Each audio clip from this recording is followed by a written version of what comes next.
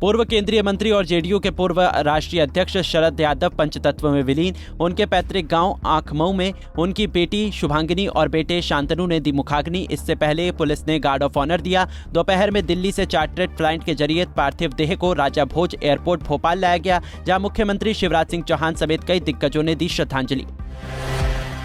बिहार के शिक्षा मंत्री द्वारा रामचरितमानस पर दिए गए विवादित बयान को लेकर उन पर चौतरफा हमला। चंद्रशेखर पर बीजेपी हमलावर, साथ ही उनके खिलाफ जेडीयू ने भी खोल दिया मोर्चा। जेडीयू नेताओं ने पटना के हनुमान मंदिर में किया रामचरितमानस का पाठ। उन्होंने इस बयान को बताया धार्मिक भावनाओं को आहत और भ्रमित करने वाला। हिमाचल प्रदेश के सीएम सुखविंदर सिंह सुक्खू ने पुरानी पेंशन स्कीम को फिर से लागू करा दी की घोषणा की है। सीएम सुखविंदर सिंह सुक्खू ने ट्वीट कर इसकी जानकारी दी। हिमाचल में हाल ही में संपन्न हुए विधानसभा चुनाव में पुरानी पेंशन स्कीम को बनाया गया था बड़ा मुद्दा। सुक्खू बोले, कांग्रेस की विचारधारा प्यार, भाईचारे और सच्चाई की मिसाल है। मकर संक्रांति के मौके पर केंद्रीय गृह मंत्री अमित शाह शनिवार से 2 दिन के गुजरात दौरे पर हैं। शनिवार सुबह वे परिवार के साथ अहमदाबाद के जगन्नाथ मंदिर पहुंचे, जहां पूजा अर्चना के बाद साबरमती रिवर फ्रंट पर हो रहे काइट फेस्टिवल में कार्यकर्ताओं के साथ जमकर पतंगे भी उड़ाई। पतंगबाजी के अलावा वे आज अहमदाबाद के कई सांस्कृतिक कार्यक्रमों में भी होंगे शामिल।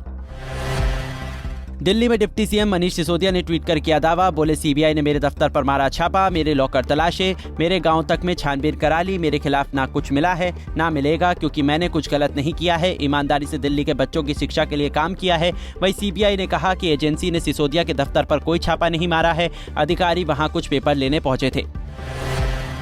केंद्रीय मंत्री नितिन गडकरी के पूना स्थित ऑफिस में 3 धमकी भरे कॉल आए हैं। ये कॉल सुबह 11:25 पर, 11:32 पर और 12:32 पर बीएसएनएल नेटवर्क से किए गए थे। कुछ मीडिया रिपोर्ट्स के मुताबिक कॉल करने वाले ने मांगी है फिरौती।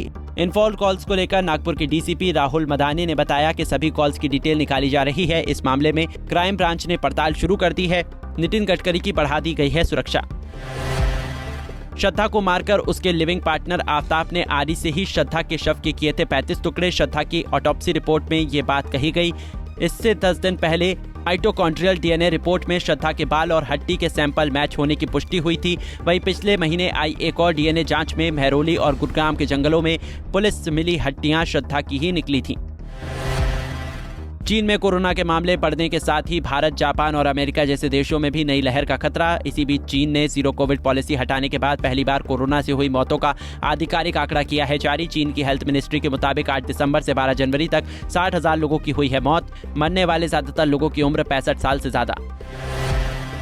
दिल्ली में शिक्षकों को प्रशिक्षण के लिए फिनलैंड जाने से रोकने के मुद्दे पर हो रही है सियासत। सीएम अरविंद केजरीवाल दिल्ली के एलजी वीके सक्सेना से कानून की किताब लेकर मिलने पहुंचे। एलजी से मुलाकात के बाद अरविंद केजरीवाल ने कहा कि हम मिलकर काम करना चाहते हैं। केजरीवाल ने कहा कि पिछले कुछ महीनों से हम लोग देख रहे हैं कि दिल्ली सरकार के कामों में उनका हस्तक्षेप बढ़ता ही जा रहा है। इससे दिल्ली के लोगों का काम नहीं हो पा रहा है, जिसको लेकर आज उपराज्यपाल से मिलने गया था। मुरादाबाद में एक स्क्रैप कारोबारी की ट्रेन में बेल्ट से पिटाई का वीडियो वायरल। घटना गुरुवार देर रात पद्मावत एक्सप्रेस में हापुड़ से मुरादाबाद के बीच की है। पीड़ित का नाम आसिम हुसैन है। उनका कहना है कि ट्रेन की जनरल बोगी में हापुड़ से चढ़े 8 से 10 लोगों ने उनके साथ धक्का मुक्की की, जय श्री राम के नारे लगवाने को कहा। नारे नहीं लगाने पर उनके कपड़े उतरवाए और फिर बेल्ट से की पिटाई।